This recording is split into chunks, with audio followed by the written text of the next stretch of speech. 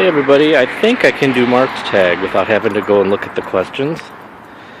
Two of the questions don't really apply to me though. Have I ever seen the Marfa lights? I've heard of them, but no, I have never been to see them.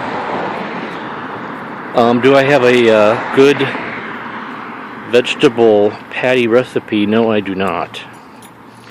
Okay, would I live on a street called Beelzebub Road?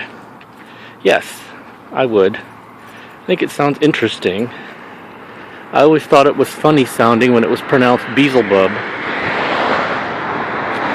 I have no stigma attached to names. You know, I think there's all sorts of interesting sounding places like Mystic, or isn't there something called Witch something or other? So yeah, I would have no qualms about it whatsoever. It's just a name. What was it that Jesus said? Something about,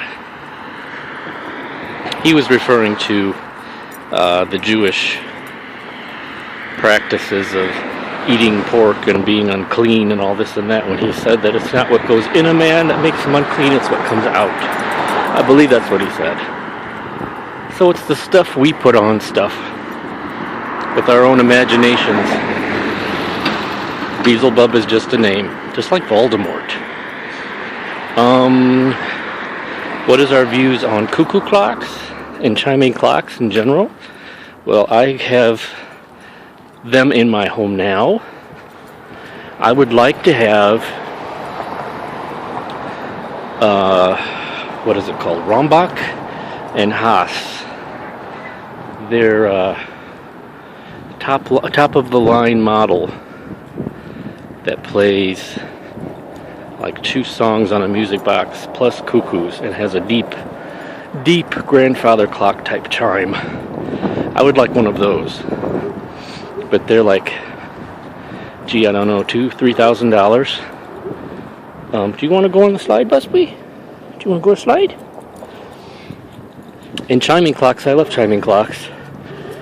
I like the Whittington chime, is one of my favorites. I grew up with Westminster chime.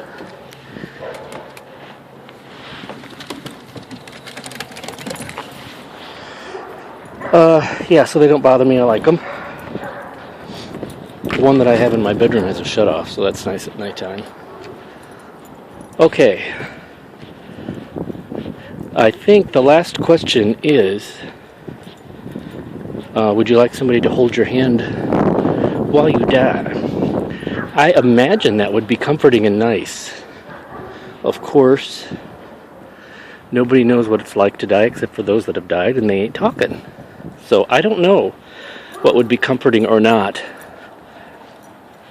I think it would depend on the situation and the person who is there. I don't think it would be very comforting to be dying and having somebody wailing and sobbing or screaming, "Oh my God!" or "Please come back!" or anything like that. I don't think that would be very peaceful or restful way to go, to be hearing that. But I assume it would be nice not to be alone. But you never know. It might be better to be alone than to have somebody, screaming and wailing.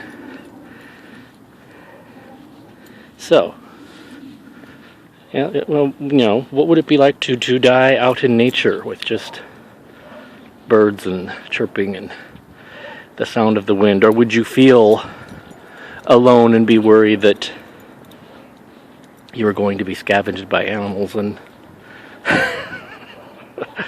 I don't know. I won't know until I die. So that's Mark's tag. And I have to look up Jasmine's questions.